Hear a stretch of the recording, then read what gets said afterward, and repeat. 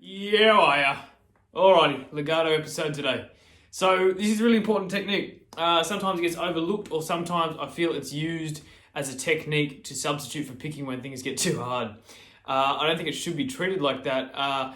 Legato, when summed up, you have to fact check me on this too, but when I was studying classical guitar, I'm pretty sure it means to play smoothly in a music context, but as guitarists, a lot of the time we think of legato being hammer-ons and pull-offs.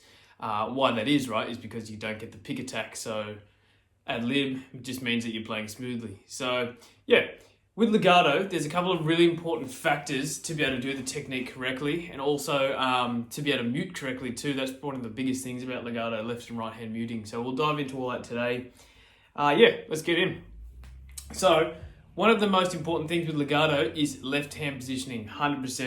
There's just no easy way around it. You just got to make sure you get it right. So with legato, right, you want to make sure that your left hand, or all four fingers, are set up on a string and they all look like perpendicular to the strings, yeah? You don't want it to be skewed on an angle like this. You want it to be straight, low wrist. If you struggle with that too, keep your thumb around the center line of the guitar, or even a little bit lower, depending on where you're playing, of course. Make sure it's pointed at the roof, roughly in line with the middle finger. And I always imagine like someone's pushing my wrist down from the back. I should be holding like a imaginary tennis ball. That's my tips on hand positioning, especially when playing legato, but most of the time, to be honest. So yeah, from there, this is simple, but just try this, right? Just move your hand to different strings, keeping all four fingers on the same strings. You might find sometimes, try different positions, whatever. I'm not really worrying about frets or anything. I'm just making sure I can land and plant on that string. You'll find sometimes maybe you might get three fingers on one string and one might fall low, or other way around, you might get two fingers, one low, one back here. So it's getting that accuracy and that left hand positioning to be able to do that anywhere on the neck every time, no matter where I'm hitting. I'm not even really trying to hit, accurate frets. I'm just making sure that every time I move, that my left hand is staying on the same string. Really, really good tool. Simple, but such a good little warm up for this. So when we legato, right, the main thing we want to focus on is making sure that the sound quality is the same as if it was picked, right? So you don't want to hear like strong, strong, strong, and then it starts to die off and you can't get any sound. If you can pick a line, then legato it, just listen. Right, it should sound the same. Obviously it sounds like it's being played legato, but you're not getting any volume drop or lack of sustain, yeah? Really important, and all that volume honestly comes from the pull-offs. I find just naturally, a lot of people really try and work on their hammer-ons and really slam that down, but your pull-offs are your thing that's really attacking that string because it's getting that motion of cutting off, yeah? Hammer-ons are just as important too, but just make sure your pull-offs are as strong. So yeah, let's get into a few little exercises. I want to do a couple of chromatic exercises, a couple of scale exercises, a couple of patterns, and then also look at left and right hand muting. So let's do it. So let's take a really, really basic, not true chromatic, but just chromatic frets, 1, 2, 3, 4s. Obviously though, legato.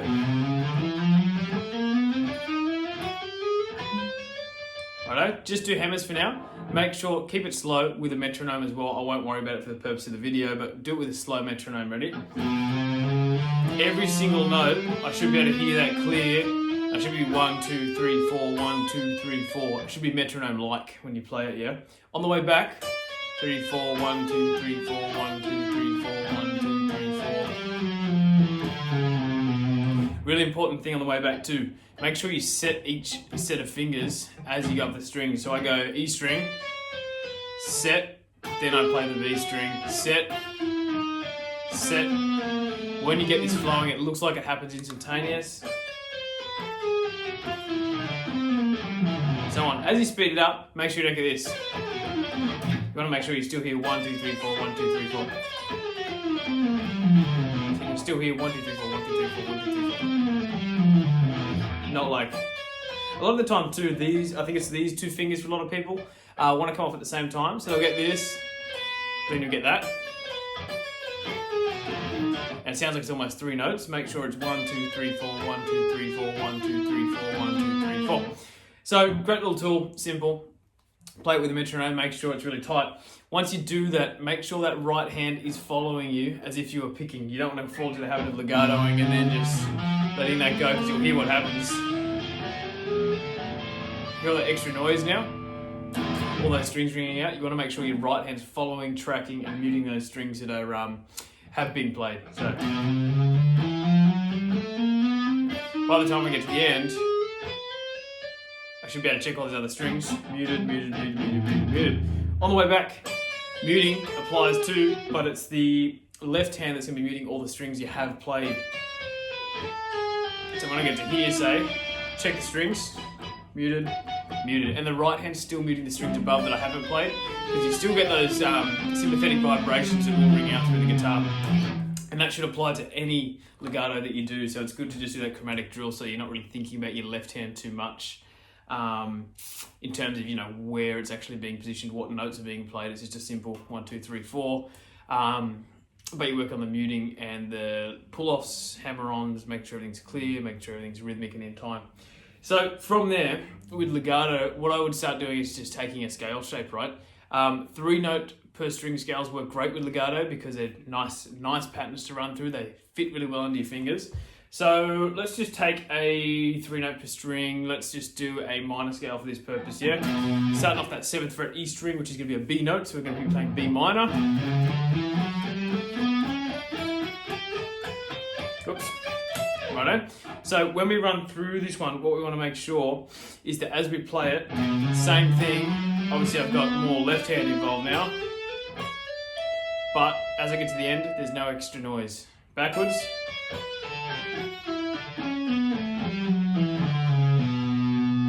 Nice and clean. Righto? So let's run this legato, nice and steady.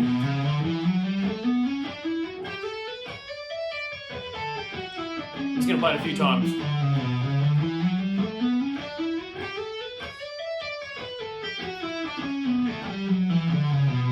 Now, what I challenge you to do, this is a little tricky. Take the pick away completely, right? So ready?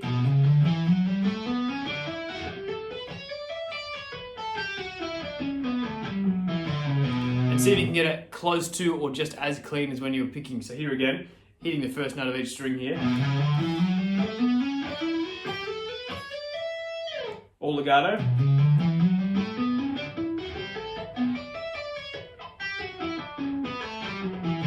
So I probably over muted that a little bit.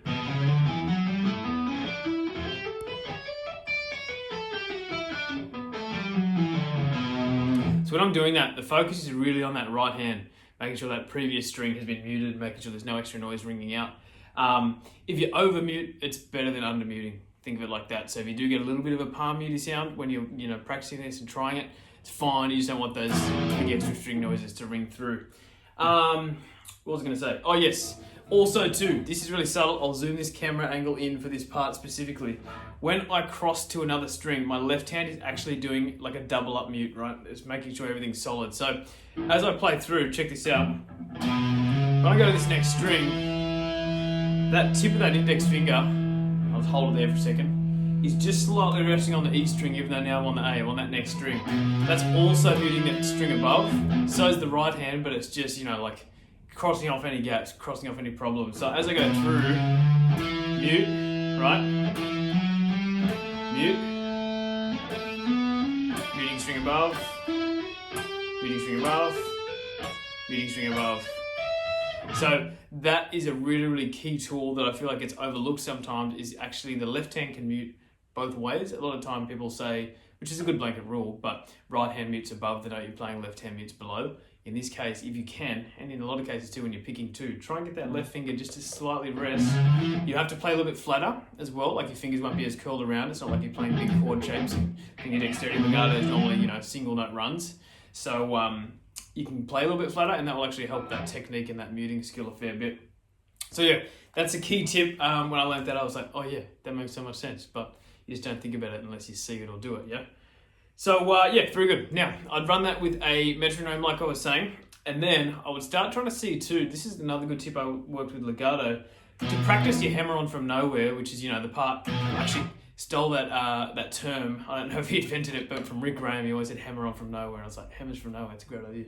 But yeah, that's what that is, just being able to play a note without the pick, obviously. Practicing that, just going through every single note, just going.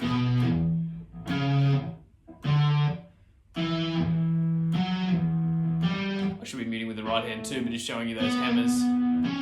Making sure that you can get every single note there sustained nice and clearly. And obviously go through with your right hand and mute, so bum, bum, bum. Shoots down very staccato. Even on the way back, no pull-offs, just hammers, hammers, hammers, hammers, hammers. It's a great way to test that tool and make sure you can get those cleanly, because when you cross strings with legato, if you're doing straight legato, that's what's happening. Hammer, obviously mute. Gee, I missed that one. Making sure you get. When it's slow too, you'll see that I'm really putting in a bit of an effort to make sure I get that hammer on that string. You will have to press a little bit harder, and also too, if you've got a guitar that's set up nicely, it does help, especially with legato. It's one of those techniques. You're playing a guitar that's got your strings bloody like 3 meters away from the guitar, you're gonna have issues. But yeah, another good little tool. So from there, what I would start doing is looking at, say, the bottom of a little scale sequence. So why don't we just take the top of let's just take the top of a C major scale, right? Those frets are from the G, 5 to 7, next string, 5, 6, 8, and then 5, 7, 8. C, D, E, F, G, A, B, C. Now, try legato.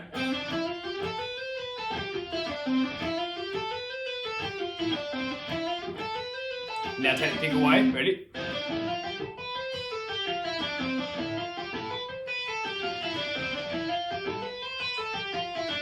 Now, it won't be as good, obviously, because we're doing 0 pick there, but try and hear where any noise is coming from. I've got a little bit too, yeah, so hear that. So I can hear now, when I leave the G, I've got to work on that muting.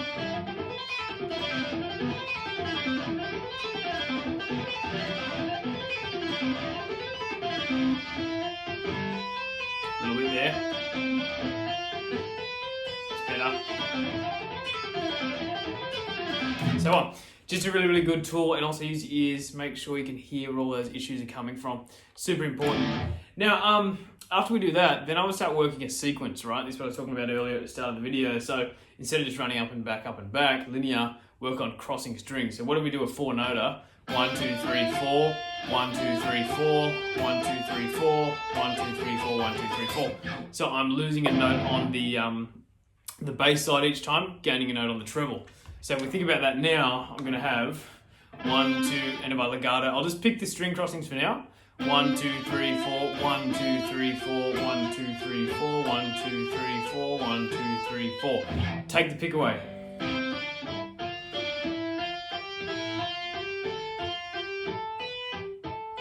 Not too bad.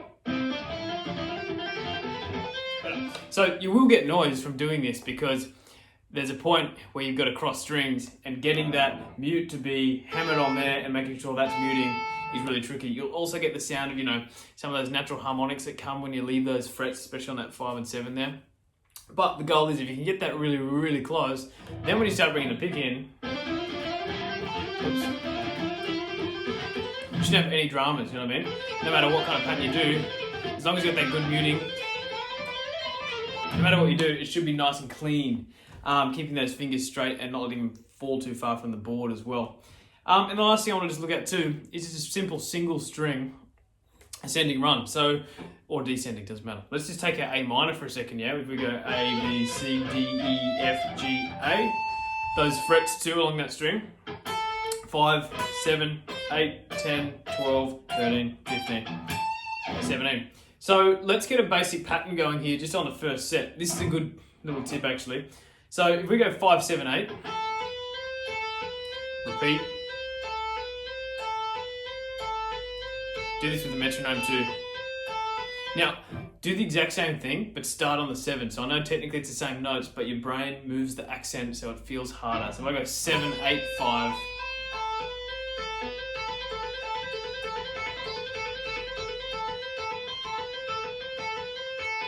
Now start on the 8, 8, 5, 7.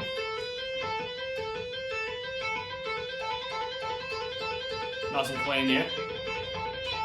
Now, when you do this as well, make sure that you can do the swell, like the increase, the accelerando of speed, not just with the metronome all the time too. See if you've got the control to do this, ready? Nice and smoothly, ascending and descending tempo.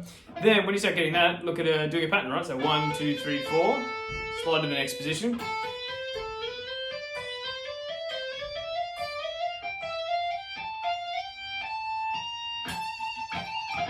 Added a flat 2 on the end. So let's just get to maybe just the A root, yeah? So we go up to there. So cool. Make sure that pull off strong too, because you heard then I was lazy and I went straight to the slide. Go again. Make sure you can really hear that. Be lazy. Cool, that was better. So only takes a little bit of work once you get those patterns locked in, but really, really important to get across a single string too like that. But the main thing's a little clarity, yeah? Making sure that everything's strong. And like I said at the start too, anything you do, any exercise, make sure you can pick it.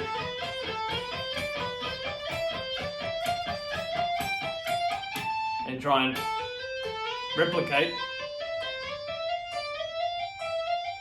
I shouldn't feel like I'm losing volume, like I should be able to just keep going.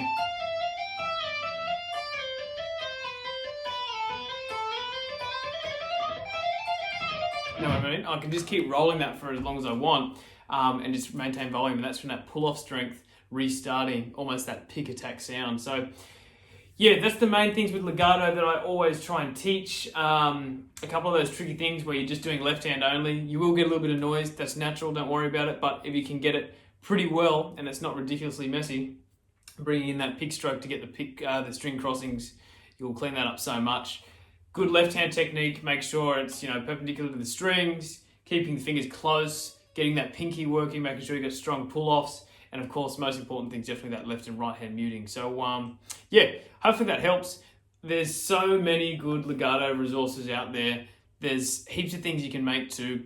I always say this to people as well, try and look for your own patterns, because you can go and look at legato exercises and whatnot, and there'll be, those chromatic, all those type of things. But anything you practice, so if you're working on a scale shape, say we were working on like a major scale, right? Like I said, legato is more of a tool, it's more of a concept. It's a different way to play. You don't have to learn separate things for it. I would be trying to do everything you can with a pick. With your legato. No matter what pattern that is. So I'm sure you know heaps of picking patterns and scale patterns and solo runs. Try and do things you already know, but see if you can do them the same legato. That's the best test. So yeah. Anyways, guys, thanks for tuning in. Hope this helps, and I'll see you on the next session.